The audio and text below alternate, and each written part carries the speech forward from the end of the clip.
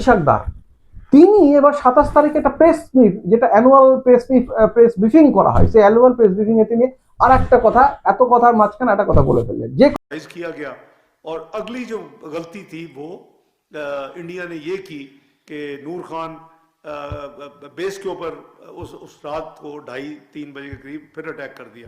কথাটা তাদের আরো একবার গোটা বিশ্বের সামনে লজ্জায় ফেলে দিল। কিন্তু কথাটা কি, তিনি এই ভিডিওটা আপনারা দেখলেন, তিনি বলে ফেললেন যে ওই 7 এবং 9 ওই সময়টার মধ্যে আমাদের কাছে কিন্তু প্রায় 80টা ইন্ডিয়ান ড্রোনস হিট করার চেষ্টা করেছিল, আমরা 79টাকে প্রতিহত করেছি, কিন্তু একটা আঘাত করেছিল। তার মানে স্বীকার কিন্তু করে নিতে হলো যে একটা হলেও নূর খান এয়ারবেসে আঘাত হয়েছিল।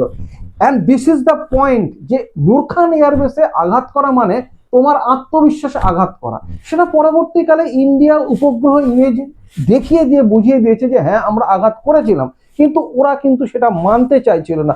অবশেষে আসিফ আলী জারদারি 27 তারিখে বক্তব্য, আবার একই সঙ্গে ইভেনচুয়ালি 27 তারিখেই কিন্তু এই প্রেস ব্রিফিং এর সময় এই ইশাকদার বলেই ফেললেন যে 80টা ড্রোন 36 ঘন্টায় ইন্ডিয়া 80টা ড্রোন অ্যাটাক করেছিল। তিনি বলছেন তাহলে ইন্ডিয়া ছাড়েনি, প্রচন্ড অ্যাটাক করেছিল, 80খানা ড্রোন ইন্ডিয়া 36 ঘন্টা পাঠিয়েছিল, যদি তাদের কথাটা ধরে নিতে হয়। এবং একটা ড্রোন, আমি তাদের কথাই ধরে নিলাম যে একটা ড্রোনই হিট করেছিল, তাহলে একটা ড্রোনের হিট, কামিকেজ ড্রোনগুলো যেগুলি বলা হয়, যেগুলো হচ্ছে সুইসাইডাল ড্রোন, অর্থাৎ সেই ড্রোনগুলো ওয়ান ওয়ে ড্রোন, এই ড্রোনগুলো উড়ে গেলে সেটা ফিরে আসে না, সেখানে এক্সপ্লোর করার নামত্ব ফিরে আসে না। তাহলে সেই ড্রোনগুলো যখন আঘাত করলো তাদের আত্মবিশ্বাসে চির ধরতে বাধ্য করেছিল।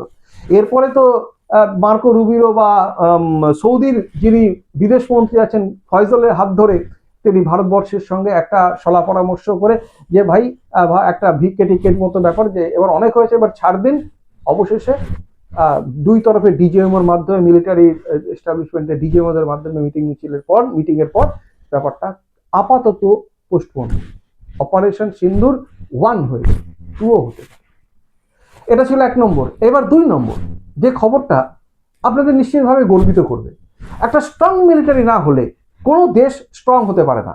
ইসরায়েল কিভাবে পৃথিবীর মানচিত্রে টিকে আছে? বিকজ অফ দেয়ার স্ট্রং পাওয়ার এবং strong unity and strong military. ইন্ডিয়ার এই ডক্ট্রিন এখন পোস্ট অপারেশন সিন্দুর, ইন্ডিয়ার ডক্ট্রিন কিন্তু চেঞ্জ হয়ে গেছে। দর্শক বন্ধুরা, আমি যে কথাটা এখন বলতে চলেছি এটা কিন্তু ভীষণ ইম্পর্টেন্ট। ডক্ট্রিন ইন্ডিয়ার চেঞ্জ হয়ে গেছে। ইন্ডিয়ার কাছে এখন একটা বিশাল জিনিস দেখা দিয়েছে সামনে, এই অভিজ্ঞতা দেখা দিয়েছে যে ইন্ডিয়া নিজের আত্মনির্ভর ভারত, যেটা বলা হচ্ছে নিজের সেলফ ডিপেন্ডেন্ট হতে হবে আর্মস অ্যান্ড অ্যামুনিশনসের ক্ষেত্রে। এই জন্য একটা ডক্ট্রিন তৈরি করা হচ্ছে যাকে বলে 5 অ্যান্ড এগেন 5। অর্থাৎ ইন্ডিয়াতে এখন বর্তমানে আগামীতে যে কোনো যুদ্ধ, যে কোনো সংকট যদি পাকিস্তানের ক্ষেত্রে আসে, at a time 50,000 ammunition fire করার মতো স্টক পাইল রাখতে হবে। অ্যাট এ টাইম 5,000-এরও বেশি ড্রোনস রাখতে হবে, যে ড্রোনসগুলি বোথ ক্যামিকেজ ড্রোনস, যেগুলো ওয়ান ওয়ে আমি যেটা ব্যাখ্যা করলাম।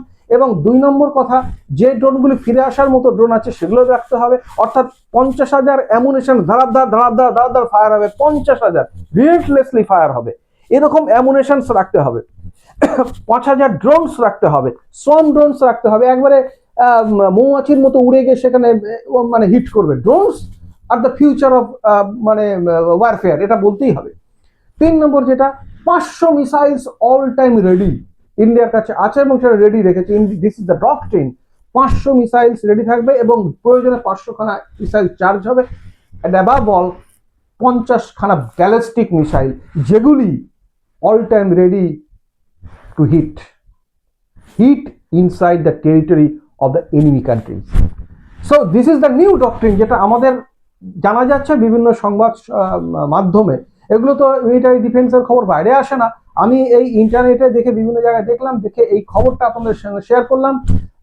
এর সত্যতা কতটা সেটা আগামীতে জানা যাবে। তবে ইন্ডিয়া ইজ আপফ্রন্ট, ইন্ডিয়া এখন ভীষণভাবে রেডি। ইন্ডিয়া এই অপারেশন সিন্দুরের পরে সেলফ রিলায়েন্স বাড়িয়ে দিয়েছে, হোম প্রোডাকশন বাড়িয়ে দিয়েছে, এবং এই 5 এই doctrine, according to this doctrine India will run it's future. কেমন লাগলো এই প্রতিবেদন? অবশ্যই আপনারা মন্তব্য করে জানান। ভালো থাকবেন। জয় হিন্দ।